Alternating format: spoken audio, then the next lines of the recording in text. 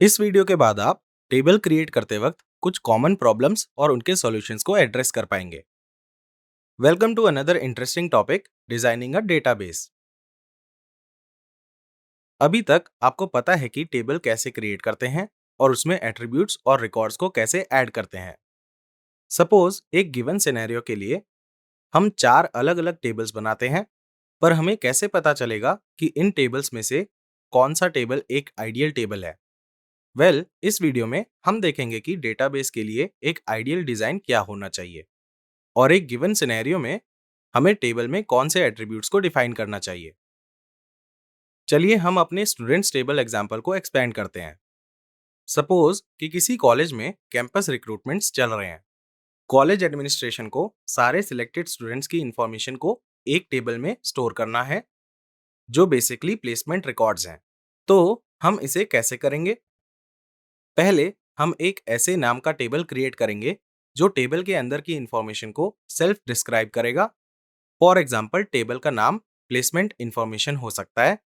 यहाँ पर इस टेबल में हम कुछ बेसिक एट्रीब्यूट्स को ऐड कर सकते हैं, जैसे student name, department, CGPA, placed at, CTC और जॉब लोकेशन।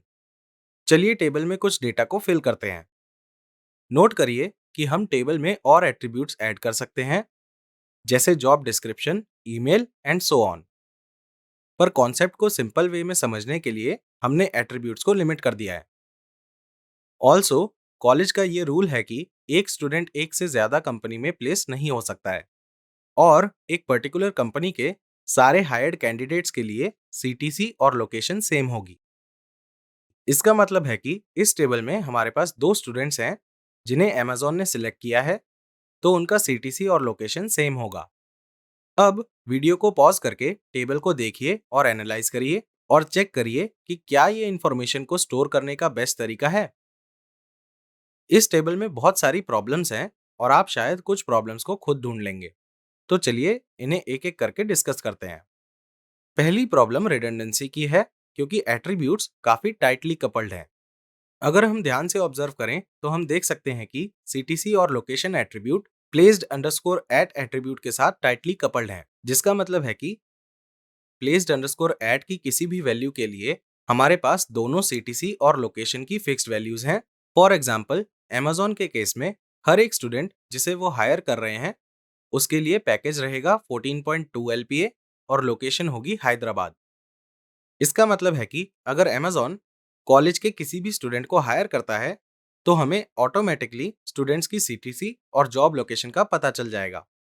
अब ये बाकी सारी कंपनीज के लिए भी ऐसा ही होगा।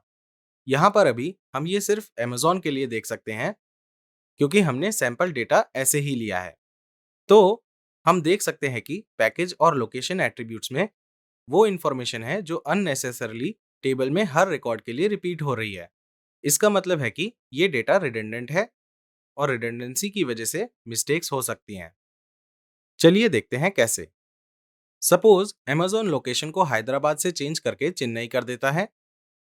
इसका मतलब है कि हमें Amazon के कॉरेस्पॉन्डिंग सारे रिकॉर्ड्स को चेंज करना पड़ेगा और अगर एक भी रिकॉर्ड रह जाता है तो गलत रिजल्ट्स आएंगे। नेक्स्ट प्रॉब्लम है इनकम्प्लीट इंफॉर्मेशन।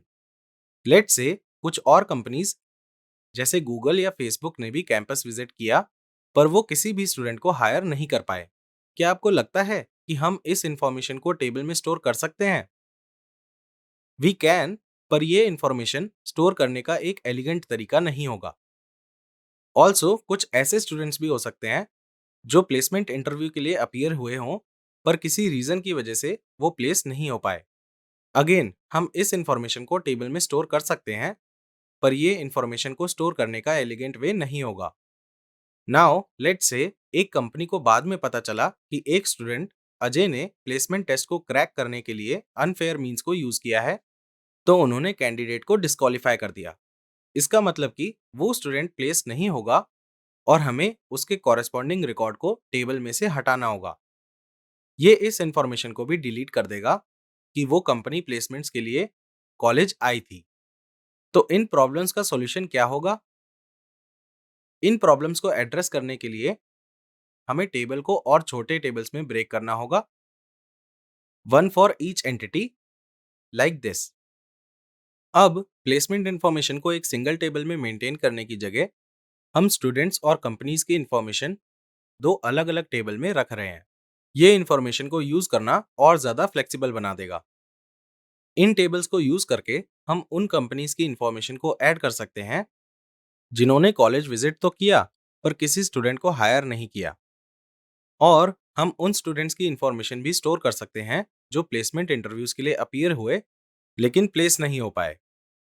और जो स्टूडेंट डिस्क्वालीफाई हुआ था, हम प्लेस्ड अंडरस्कोर एट से सिंपली उस स्टूडेंट का रिकॉर्ड हटा सकते हैं बिना कंपनी इंफॉर्मेशन को रिमूव किए। So this is how we can solve problem 2। चलिए देखते हैं कि हम पहली प्रॉब्लम को कैसे सॉल्व करेंगे, जो है रिडंडेंसी ऑफ डेटा। इन दो टेबल्स को क्रिएट करने से हम देख सकते हैं कि डेटा रिडंडेंसी भी रिमूव हो गई है। अब अगर हमें अमेजोन के रिकॉर्ड को हैदराबाद से चेंज करके चेन्नई करना है, तो हमें सिर्फ एक ही जगह पर चेंजेस करने होंगे without altering the records of the other table. तो मल्टीपल टेबल्स क्रिएट करके हम देख सकते हैं कि हमारे डेटाबेस का डिजाइन बहुत ही ज्यादा फ्लेक्सिबल और इजी टू वर्क हो गया है। अब इम्पॉर्टेंट क्वेश्चन ये है कि हम इन टेबल्स के रिकॉर्ड्स को एक दूसरे के साथ कनेक्ट कैसे करते हैं। To find out, click on next to find the answer in the next video.